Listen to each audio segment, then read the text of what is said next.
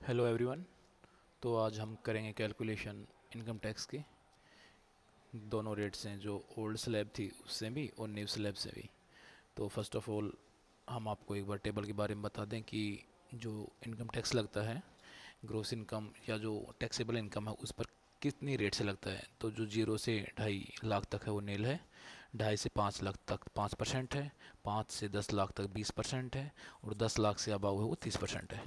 और नई स्लैब की बात करें तो 0 से 3 लाख तक नील है, 3 से 6 5%, 6 से 9 10%, 9 से 12 15%, 12 से 15 20%, और 15 लाख से अबाउ 30%।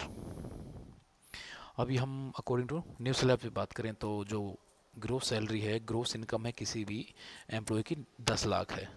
तो ये फिक्स है कि दोनों जो भी ओल्ड और न्यू स्लैब है, दोनों में स्टैंडर्ड डिडक्शन एस डी जो दे रखा है 50,000 का, वो फिक्स है रूल 16 के हिसाब से। तो जो टैक्सेबल इनकम हो गई वो हो गई 9,50,000। तो इसमें 0 से 3 लाख नील आएगी, 3 से 6 लाख के बीच में जो अमाउंट है 3 लाख, उससे 5% 15,000 आएगा। 6 से 9 लाख के बीच में 3 लाख है, 30,000 आएगा। और 9 से 12 के बीच में जो बच गए 50,000, उस पर आएगा 15% से, तो ये होगा 7,500 रुपये। तो टोटल टैक्स आएगा आएगा 52,500 रुपये। इसमें हेल्थ और एजुकेशन सेस भी लगता है 4%। जो हमारा टैक्स आया उस पर 4% टैक्स लगेगा, तो ये हो जाएगा 2,100 रुपये। और जो टोटल टैक्स हमें पे करना पड़ेगा तो वो हो जाएगा 54,600 रुपीज़। हाँ, यदि जो टैक्सेबल इनकम 7 लाख से कम है तो हम उस पर 25,000 का रिबेट भी मिल जाता है अंडर सेक्शन 87A में। और एक एग्जांपल ले लेते हैं। और इसमें ग्रोस इनकम एक एम्प्लॉय की है 7,50,000, इसमें स्टैंडर्ड डिडक्शन दे रखा है 50,000। है ही जो मतलब कि सभी पे होता है, फिक्स है। जो टैक्सेबल इनकम 7 लाख हो गई, इसमें अब 0 से 3 लाख तक नील है, 3 से 6 तक 15,000 टैक्स है, 6 से 9 तक जो 1 लाख बच गया उस पर 10% मतलब 10,000 रुपये। तो टोटल टैक्स हो गया 25,000 रुपये। अब जो अंडर सेक्शन 87A में जो टैक्सेबल इनकम अगर 7 लाख से कम है तो उस पर 25,000 का रिबेट मिल जाता है, तो हमारा जो नेट टैक्स है वो हो गया 0। तो अब चलते हैं हम नया जो स्लैब है, वो सॉरी ओल्ड स्लैब है उसके हिसाब से। अगर उसमें, चलो हम इसकी बात तो बाद में करेंगे ग्रोस इनकम की, इसमें चलो ठीक है। तो ग्रोस इनकम है 8 लाख। इस बंदे ने पीपीएफ का रखा 1,20,000 का, पीएलआई इसकी 40,000 की, सीजीजीआईएस जो central government employ group insurance scheme में जो 30 रुपये कटते हैं पर मंथ एक ओ आर रैंक के लिए, तो उसके हो गए 360। एल आई सी कर रखी 20,000, एनपीएस का टायर 1 में है 45,000। तो ये जो पूरा है एनुअली है कि 1 साल का दे रखा है सभी। ये सेविंग्स हैं, मतलब कि एटीसी में आती हैं। तो अब देखिए टोटल अगर हम सेविंग्स को ऐड करें इनको, तो आ गया 2,25,360।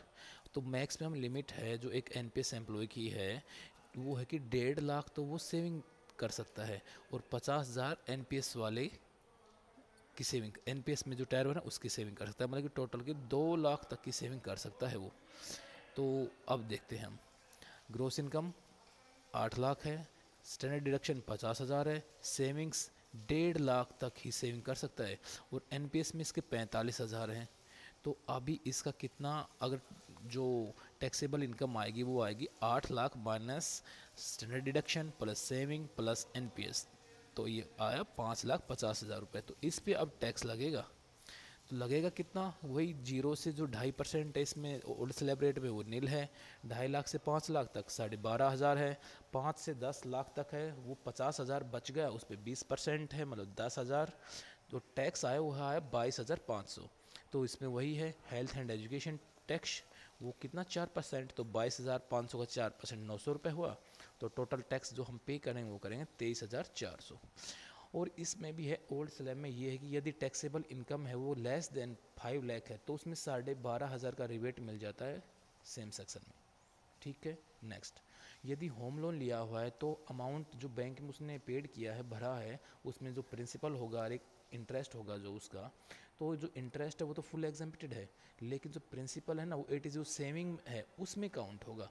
अगर उसकी सेविंग उधर मान लो 1,30,000 ही हो रही है तो उसमें क्या करेगा, 20,000 यहाँ से उठा लेगा, जो प्रिंसिपल है ना यहाँ से ले लेगा, तो इससे वो आपका 1.5 लाख जो सेविंग है वो पूरी हो जाएगी। तो जिस पे हम जो फुल्ली एक्सेप्टेड हैं वो है ड्रेस अलाउंस, सोप अलाउंस जो हमें मिलता है ना, कितना, 45 रुपये। अच्छा, हेयर कटिंग अलाउंस है, ये प्रोफेशनल टैक्स है, ये मैक्सिमम 2500 रुपये तक हो सकता है। ये स्टेट लेता है, जैसे कि एमपी में है 208 रुपये, ये स्टेट गवर्नमेंट का टैक्स है, एक प्रकार से समझ सकते हैं आप। और जो लोन का इंटरेस्ट है वो सब फुल एग्जेम्प्टेड है। एक अब बात करते हैं पार्शियली मतलब कि कुछ उसका कुछ पार्ट वो पार्शियली एग्जेम्प्टेड है। उसमें क्या कहता है, जो रिस्क अलाउंस है उसमें आता है कि 4200 पर मंथ के हिसाब से आपका टैक्स बच जाएगा।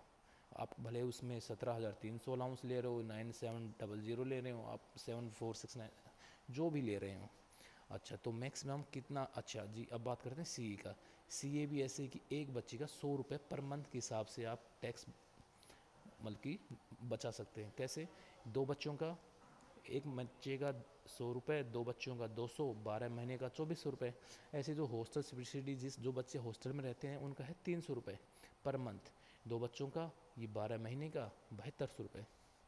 अब बात करते हैं हम जो एचआरए में जो टैक्स एग्जम्प्टेड होता है वो कैसे होता है। एचआरए इस ये डिपेंड करता है, तीन जो इसके प्रकार से 3 पॉइंट हैं। एक है एक्चुअल एचआरए रिसीव किया है हमने, अच्छा, और दूसरा है जो रेंट पेड किया है उसमें से अगर हम 10% जो सैलरी है बेसिक प्लस डी उसको माइनस कर दें वो, और एक है जो मेट्रो सिटी में रह रहा है तो 50%, और अगर वो नॉन मेट्रो में रह रहा है तो उसका 40% बेसिक पे का, जो भी कम होगा विच एवर इज लेस वो उस टैक्स में एग्जम्प्टेड होगा। तो आगे मैं इसका एग्जांपल लेके बता दूंगा अभी आगे। देखिए, अगर किसी एम्प्लॉय का ग्रोस इनकम 12,540,000 है, इसमें इंक्लूडिंग गवर्नमेंट डिडक्शन है, जो कंट्रीब्यूशन है, जो भी टायर वन जो 14% एनपीएस का गवर्नमेंट कंट्रीब्यूट करती वो भी है। अच्छा, उसका होम लोन उसने पे किया है 2.5 लाख रुपए, जिसमें प्रिंसिपल है 1 लाख रुपए और इंटरेस्ट है 1,50,000। जैसे कि मैंने बताया था कि होम लोन का इंटरेस्ट है फुली एग्जेम्प्टेड है, जो आगे देखेंगे। और हाँ, मान लीजिए उसका सैलरी बेसिक प्लस डी 80,000 है और एक्स सिटी में और जॉब कर रहा है और उसकी फैमिली वहीं रह रही है, और उसने साथ ही सेविंग्स भी कर रखी हैं, जैसे LIC 50,000, PPF 70,000, LIC, सॉरी 2 बार LIC लिख दिया, चलो इसको हम PLI करते हैं, PLI कर लेते हैं, पोस्टल लाइफ इंश्योरेंस। और CGGIS वही 360, NPS में 70,000, और गवर्नमेंट जो कंट्रीब्यूशन है वो है 54,000 का। और HRA उसने लिया है, रिसीव किया है 96,000। रेंट पेड किया है उसने, जो ये बंदा रेंट पेड का मतलब जो बाहर रह रहा है अपना जो अकोमोडेशन है वो उसने उसको पर्सनल या उसने किराए पे ले रखा है, मतलब कि गवर्नमेंट नहीं, सरकार ने नहीं, मतलब कि नहीं दे रखा है। तो 1,20,000 मतलब कि ये सब एनुअली हैं, 1,20,000 है, मतलब कि पर ईयर 10,000, पर मंथ 10,000 है, 10 के इंटू 12 120 के। तो इसका इनकम टैक्स कैलकुलेट करना है। तो सबसे पहले हम इसका जो ग्रॉस इनकम है वो है 12,540। अब जो फुली एग्जेम्प्टेड हैं उनको तो हम हटा देते हैं सीधे, जो ये है 50,000 स्टैंडर्ड डिडक्शन है, 10,000 ड्रेस अलाउंस है, 540 शॉप अलाउंस है, और 1,50,000 जो इसमें क्या क्या 1,50,000 जो इसका होम लोन का इंटरेस्ट है वो भी फुली एग्जेम्प्टेड है। तो ये अगर हम जोड़ेंगे तो ये आएगा 2,10,540। साथ में ही हमने एक चीज़ घटाया नहीं क्या, जो गवर्नमेंट डिडक्शन 87 CCD 2 में आता है 54,000, वो भी तो इसमें से हम जोड़ के बाद में माइनस करेंगे टोटल में से, तो 2,10,540 प्लस में 54,000, ये आया 2,64,540। हमारी सेविंग जोड़ लेंगे 1,50,000। NPS का मैक्सिमम कितना टैक्स सेव कर सकते हैं हम, 50,000। तो ये जो टोटल ये हो गया हमारा 4,64,540।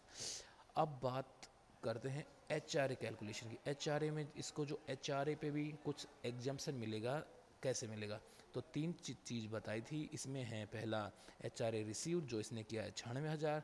दूसरा क्या होता है कि जो इसका 1,20,000 है ना, इन्होंने रेंट पेड किया है, उसमें से माइनस कर देंगे जो 96,000 है, मतलब कि ये है 12 महीनों का, 12 महीनों को इसने रिसीव किया है, इसने रिसीव किया है ये 12 महीनों का जो बेसिक प्लस में डीए का 10%, जो पहले मैं अभी बता चुका हूँ, फॉर्मूला में बताया भी था कि जो ये वाला रेंट पेड माइनस में 10% ऑफ बेसिक प्लस डीए, तो ये वाला माइनस कर दिया तो ये बचा 24,000 रुपये। और तीसरा ये एक्सिटी में जैसे कि मैंने पहले बताया था कि 50% ऑफ बेसिक प्लस डी, तो ये आ गया 40,000। तो इन तीनों में से जो भी लेस होगा, विच एवर इज लेस, वो आपका टैक्स में एग्जेम्प्टेड होगा। तो अब हम बात करते हैं 24,000 और हमारा बच जाएगा। तो 4 64 540 में 64,000 जोड़ेंगे तो बनेगा 4,88,540।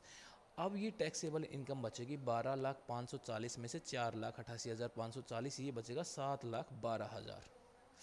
इस पे हम टैक्स कैलकुलेट करेंगे। तो सबसे पहले जीरो से जो 2.5 लाख हैं उस पर नील है, 2.5 लाख से 5 लाख तक 12,500, 5 लाख से 10 लाख तक 2,12,000 बचेंगे, उसका 20% 41,400। तो टैक्स बनेगा ये टोटल करके 53,900। और अब वही है जो हेल्थ एंड एजुकेशन शेस लगेगा 4%, ये है इसका 4%, ये बनेगा 2156 रुपये। तो टोटल पेबल टैक्स आएगा वो आएगा 56,056 रुपये। तो थैंक यू एवरीवन।